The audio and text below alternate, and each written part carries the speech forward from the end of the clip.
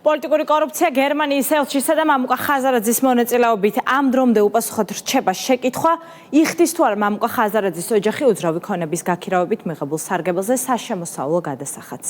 რამდენიმე დღიანი დუმილი ხაზარაძეების ოჯახის ადვოკატების წერილობითი განცხადებით დაირღვა, სადაც აღნიშნულია, რომ გერმანიის ელჩი თბილისში ხაზარაძეების საკუთრებაში არსებულ სახლში საიჯარო ხელშეკრულების საფუძველზე ცხოვრობს. თუმცა ამ ინფორმაციის დამადასტურებელი შესაბამისი დოკუმენტაცია ამ დრომდე არ გამოქვეყნებულა. აღსანიშნავია, რომ განცხადება მამუკა ხაზარაძის ადვოკატების სახელით გავრცელდა, თუმცა ტექსტის ავტორის ვინაობა სადავოა.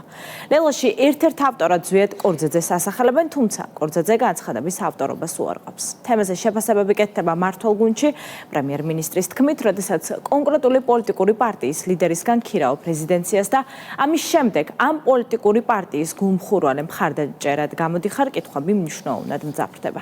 დეტალებით ბორინა ონიანი.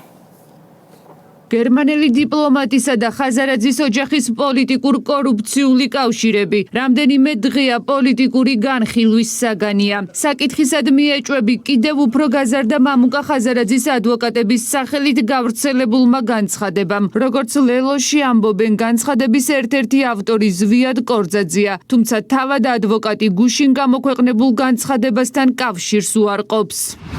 გუშინ გავრცელდა მამუკა ხაზარაძის ოჯახის ადვოკატების განცხადება, თუმცა არ იყო მითითებული ვინაობები ადვოკატების. შეგიძლიათ რომ გითხრათ სახელები და გვარები? არ ვიცი, რამდენიმეა. ერთ-ერთი ზვიად კორძაძეა მაგალითად. სხვები არ ვიცი. და რატომ არ იყო მითითებული ამ განცხადებაში სახელები, ანუ ხომ არ მალავთ ადვოკატების ვინაობას? რა არის დასამალი? მაშინ რატომ არ იყო კონკრეტული ერთი მაინც მითითებული, ანუ გავრცელდა ესე განცხადება? მითითებული. რო გითხრა მაშინ სახელები? არ ვიცით, ხო გეუბნები, ერთ-ერთი ნამდვილად არის ზვიად კორძაძე. ბატონო ზვიად, მამუკა ხაზარაძის ოჯახის ადვოკატების განცხადებასთან დაკავშირებით კი რეკავთ და მაინტერესებს, თქვენი განცხადება ხომ არის, რომელიც გავრცელდა მამუკა ხაზარაძის ოჯახის ადვოკატების სახელით და თქვენც ხომ ხართ? ჩვენ დავრეკეთ ლელოში და დაგვიდასტურეს, რომ თქვენ ხართ ამ განცხადების ერთ-ერთი ავტორი. მე ელაპარაკებით ხარ თქვენ და გცემთ პასუხს. ხვალ იქნები საქმის ყურში, დამერეკეთ და გეტყვით. და პარტიაშიც გვიდასტურებენ, რომ თქვენ ხართ ამ განცხადების ერთ-ერთი ავტორი, ანუ თქვენ ამბობთ, რომ არ ხართ ავტორი? დიახ. ხაზარაძეების ადვოკატების სახელით განცხადება გუშინ ერთ-ერთმა სააგენტომ გამოაქვეყნა, სადაც ნათქვამია, რომ გერმანიის ელჩს ხაზარაძეების საცხოვრებელი იჯარით გადაეცა და ამის დამადასტურებელი ნოტარიული ხელშეკრულება არსებობს. გამჭვირვალობის იმიტაციისთვის განცხადებაშივე მითითებული იყო ხელშეკრულების ნომერი, თუმცა სანოტარო აქტის ინდივიდუალური ნომრის გარეშე, რის გამოც შეუძლებელია კონკრეტული ხელშეკრულების არსებობა, არარსებობის ფაქტის გადამოწმება. პიტერ ფიშერი უკვე წლებია მამუკა ხაზარაძის ცოლის საკუთრებაში არსებულ საცხოვრებელ სახლში ცხოვრობს. 2022 წელს, ვიდრე მამუკა ხაზარაძე ფიშერს სახლს მიაქირავებდა, ქონება საკუთარ ცოლს გადაუფორმა. ეს ის პერიოდია, როდესაც ხაზარაძე თაღლითობისთვის უკვე გასამართლებული იყო და ამის შესახებ ელჩს უნდა სცოდნოდა. პრემიერ-მინისტრი თვლის, რომ გერმანიის ელჩმა არა მხოლოდ საკუთარი თავი ჩააყენა უხერხულ მდგომარეობაში, არამედ მისი ქვეყანა და შესაძლებელი ეს უხერხულობა კიდევ გაიზარდოს. ეჭვები ძლიერდება, მათ შორის გამომდინარე იქიდან, რომ როგორც ესე გერმანულ სტრუქტურებს ახასიათებთ მოწესრიგებულად სამართლებრივი საკითხების გავლა, ხელშეკრულებების გაფორმება, როდესაც ასეთ პირობებში იმალება ხელშეკრულება, იმალება ინფორმაცია თანხმებთან დაკავშირებით და ამას ემატება პლუს პოლიტიკური სიმპათიები, კონკრეტული ელჩის პოლიტიკური სიმპათიები, კონკრეტული პოლიტიკური პარტიის მიმართ. ეს ყველაფერი, რა თქმა უნდა, ამძაფრებს კითხვებს ყველაფერთან დაკავშირებით, რაც ეხება ზოგადად ამ თემას. ელჩმა უხერხულ მდგომარეობაში ჩაიგდო თავისთავი და უფრო მეტიც მან უხერხულ მდგომარეობაში ჩააგდო საკუთარი სახელმწიფო, საკუთარი სამინისტრო, საგარეო საქმეთა სამინისტრო. მე არ ვიცი, შეიძლება უხერხულობის მასშტაბი კიდევ უფრო დიდი იყოს. ხაზარაძეების ადვოკატების სახელით გავრცელებული განცხადება ბუნდოვანია პარლამენტის თავმჯდომარისთვის შალვა პაპუაშვილის შეფასებით. მამუკა ხაზარაძე და პიტერ ფიშერი ორივე პოლიტიკურად აქტიური პირები არიან, ამიტომ საზოგადოებას აქვს სრული უფლება მათი ურთიერთობების შესახებ ყველა დეტალი იცოდეს. ერთი ადვოკატი უარყოფს, მე არ ვიყავიო, მეორე ადვოკატი არ იძებნება, ანუ ზოგადად გაურკვეველია საერთოდ ვინ არიან ეს ოჯახის ადვოკატები. მარტივი არის საკითხი.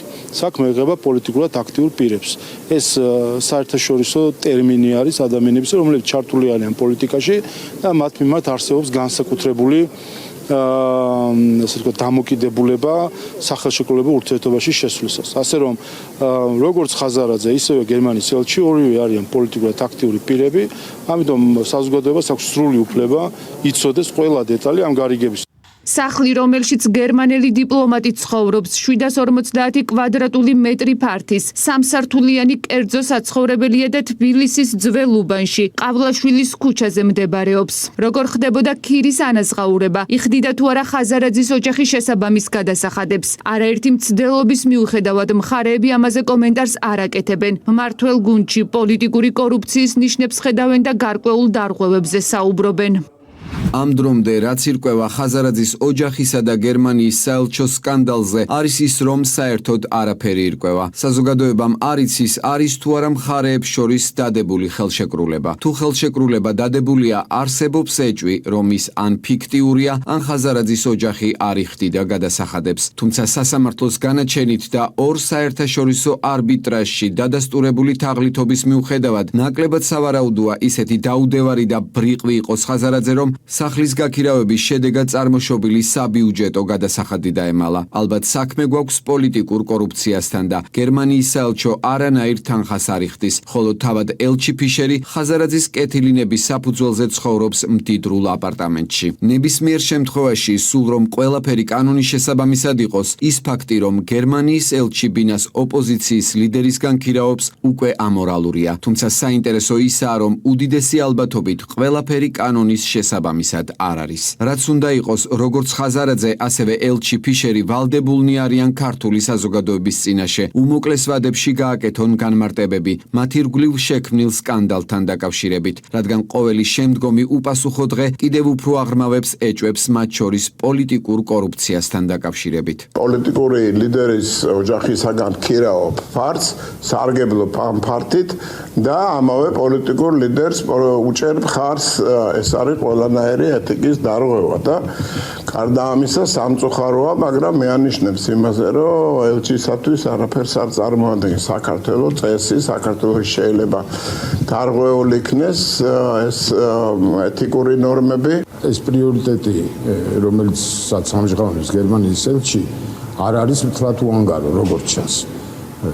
ამას უნდა ნიშნავდეს წინააღმდეგ შემთხვევაში ის ამ გამჭვირვალობის წინააღმდეგ ნაბიჯს არ გადადგამდა. პირიქით, თვითონ უნდა იყოს დაინტერესებული, მოიტანოს ეს დოკუმენტები და გააცნოს საზოგადოებას, რომ არავით არის საეჭვო იმაში, რომ ის ქირაობს რაღაცა ნორმალური წესებით, ამა თუ იმ უძრავ ქონებას არ არის. ახლა ის ამას არ აკეთებს და პირიქით არასრულყოფილ ინფორმაციას იძლევა, რა თქმა უნდა, ეს ამძაფრებს ამ ეჭვს.